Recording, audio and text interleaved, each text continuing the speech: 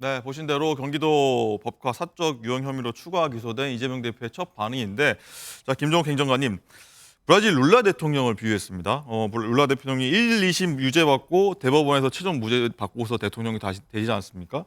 증거 없는 기소라면서 일단은 검찰을 강력 비판하면서 이 룰라 대통령을 비유한 건데 적절한 겁니까? 일단 민주당 입장에서는 검찰이 정치적인 수사를 하고 있고 네. 정치적인 기소를 하고 있다고 판단하고 있는 상황이기 때문에 이 사건이 대법원까지 가게 되면 무죄로 결론이 날 거라고 하는 생각들을 가지고 있는 거고요. 네. 또 이번에 또 다시 검찰이 이제 기소를 하지 않았습니까? 이 기소 내용들을 보면 경찰에서 식당을 100여 곳 정도 압수수색을 했습니다. 압수수색을 하고 난 다음에도 소위 이재명 당대표에 대해서 무혐의로 기소를 하지 않은 상황에 대해서 갑자기 국민권익위가 추가 제보 내용이 있다고 얘기하면서 검찰이 수사를 의뢰했고 검찰이 9개월 동안 또 이 부분을 수사를 진행을 했었어요. 전 그렇다면 뭔가 명확한 증거가 나와서 기소를 했는지 알았더니 검찰 하는 얘기는 간접적 사실과 정황적 사실을 가지고 유죄를 입증할 수 있다라고 얘기하는 상황들을 보면서 제가 볼 땐 이재명 당대표에 대해서 소위 범죄를 안 했다는 증거가 없으니까 유죄라고 하는 식의 기소라는 생각이 많이 드는 거죠. 그래서 이런 차원에서 시간이 지나서 대법원까지 판결이 가게 되면 이재명 당대표는 무죄가 나올 것이라는 판단을 하는 것이고 네. 그런 차원에서 검찰에 대한 비판적인 발언으로 룰라의 인용을 했다 이렇게 생각하시면 될 것 같습니다. 네. 사실 보면 전날에도 민주당 쪽에서는 이 유죄 판결 받았던 트럼프 대통령 당선인을 예로 들면서 유권자는 트럼프를 선택했다 이런 발언도 했는데, 강전의 부위원장님, 일단은 1심을 뒤집고 대선 나가서 이길 수 있다. 네. 이렇게 여론전을 편다고 봐야 됩니까? 어떻습니까? 이런 건 여론전이 할 것이 아니라 당시에 검찰에서 수사를 하는 과정에 협조를 했어야죠. 지금까지 이 법카 사건과 관련해서 이재명 대표는 소환 조사에 응하지도 않았고 그리고 서면 조사조차 참여하지 않았기 때문에 검찰에서 결과적으로 그냥 기소하게 된 것 아니겠습니까? 그렇다면 저는 증거 없는 기소라고 이야기를 하고 있는데 검찰에서 어떤 증거 가지고 있는지 이재명 대표가 어떻게 알고 있는지부터 묻고 싶어요. 아니 이 그 수사 과정에 참여조차 안 한 사람과 변호인들이 검찰의 증거를 수사 과정에서 본인이 확인을 해야 거기에 대해 반박을 할 것인데 알지 못하면서 지금 이야기하고 있다. 먼저 그 부분 지적을 하고 싶고요. 검찰에서 지금 이 부분에 있어서 기소를 하게 된 것은 지난주 목요일에 있었던 김혜경 씨, 배우자 김혜경 씨가 공직선거법으로서 150만 원 형을 받게 된 것이죠. 네. 여기에 있어서는 그때 10만 원 정도 법인카드를 쓴 것인데 이걸 가지고서는 기소를 한단 말이야. 민주당 쪽에서는 그런 이야기를 했었습니다. 당시 김혜경 씨는 본인이 선거 캠프카드로 본인 식사 비용을 냈었고 나머지 사람들에 대해서 국회의장 배우자라든지 이 사람들에 대해서는 경기도청 법인카드로서 식사를 제공했다는 거 아니겠어요. 그게 150만 원 나왔는데 그때 판결문에 봤을 때는 판결문 내용에 어떠한 도청 내 사모님 팀이 실질적으로 뭐 과일, 샌드위치 이런 것들을 사서 사적인 심부름들을 했고 그리고 그것을 관사와 그리고 사택에도 넣었다라는 것들이 명확하게 들어가 있습니다.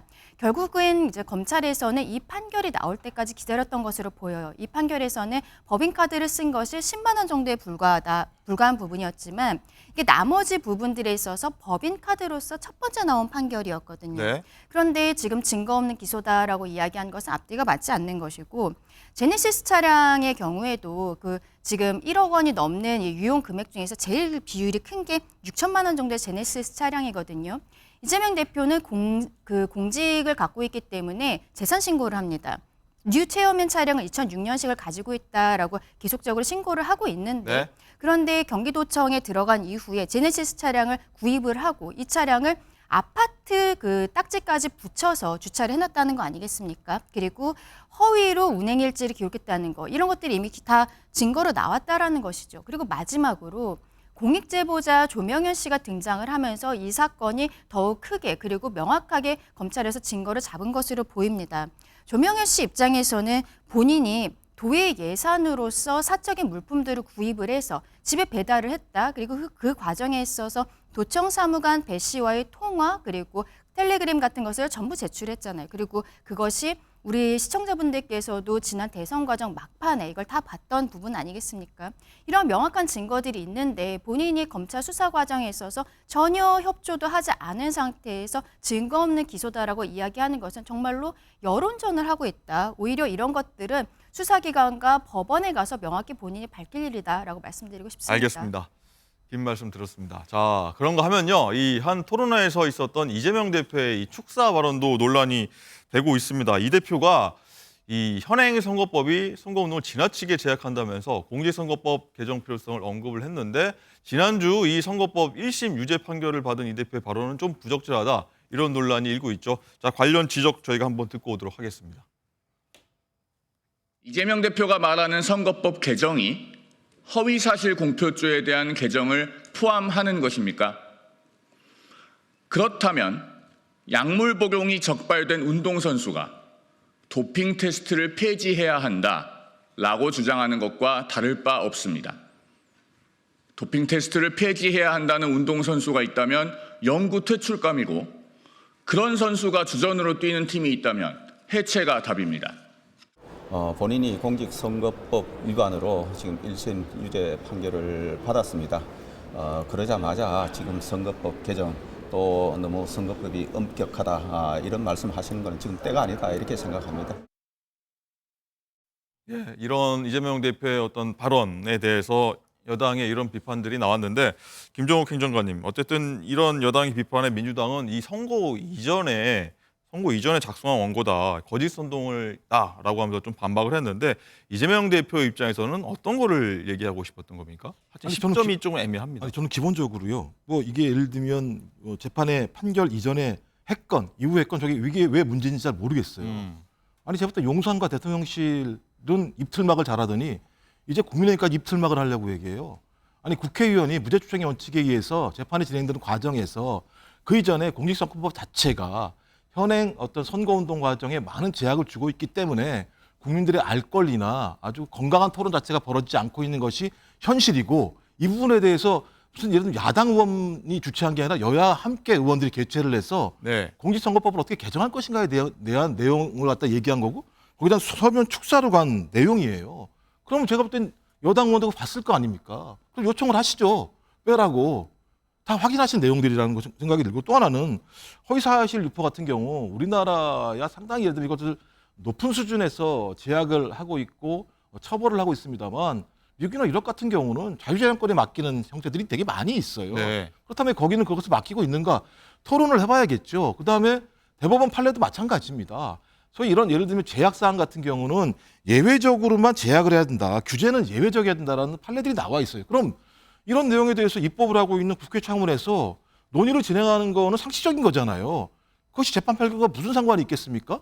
그것이 예를 들면 이재명 개인의 문제가 아니라 소위 선거를 진행하고 있는 국회의원들이나 정치 지망생들 모두에게 제기되는 문제라면 그 문제에서 토론을 해서 토론 과정에서 문제가 되는 것은 입법으로 바꾸거나 아니면 토론 과정에서 이건 문제가 아니면 그 부분에 대해서 문제가 아닌 부분에 대해서는 서로 비판을 하든가 이런 되는 문제인데 제가 볼 때는 그냥 1심 재판 하나 나왔다고 그 내용 가지고 소위 대변인부터 원내대표까지 야당 당대표에게 말하지 말아라? 저는 제가 볼 때는 이해가 안 되는 제가 볼 때 비판인데요. 이 부분에 대해서는. 네, 어쨌든 그럼에도 여당 측에서는 이재명 대표 이 본인이 할 말은 아니었다. 그리고 이 시점 자체도 적절하지 않았다라고 보는 것 같은데 오세훈 서울시장 같은 경우에는 이렇게 얘기하면서 정치를 그만둬야 한다. 이렇게까지 강력 비판한 것 같습니다. 어떻게 보십니까? 그렇죠. 지금 공직선거법 위반으로 이재명 대표가 15일 날 형을 선고를 받고 사실상 14일에 김혜경 씨도 공직선거법 위반 아니었습니까? 이런 부분들이 있는데 15일 이전에 뭐 이러한 그 축사를 보냈다라는 것은 그 중요한 부분은 아니라고 생각을 하고요.